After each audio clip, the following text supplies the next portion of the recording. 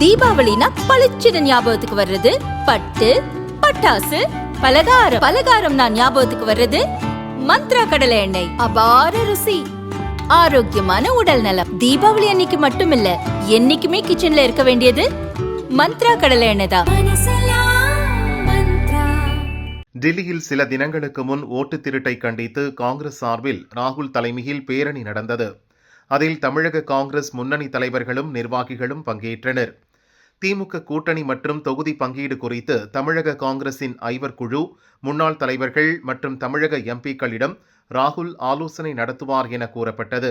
ஆனால் பேரணி முடிந்ததும் அன்று இரவே ராகுல் ஜெர்மனி சென்று விட்டார். இதனால் ஆலோசனை கூட்டம் ரத்து செய்யப்பட்டது.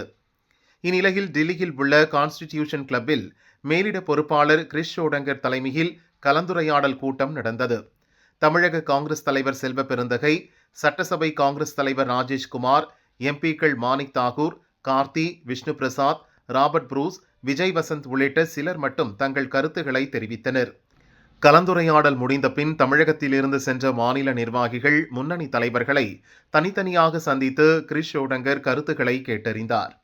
இதுகுறித்து காங்கிரஸ் வட்டாரங்கள் கூறியதாவது: 2006 சட்டசபை தேர்தலுக்கு பின் அமைந்த திமுக ஆட்சிக்கு பெரும்பான்மை இல்லை. காங்கிரஸ் தயவில் ஆட்சி நடந்தது. ஆனால் திமுக ஆட்சியில் காங்கிரசுக்கு பங்கு தரவில்லை. அதற்கு பரிகாரமாக இம்முறை ஆட்சியில் பங்கு என்ற நிபந்தனையுடன் கூட்டணி அமைக்க வேண்டும்.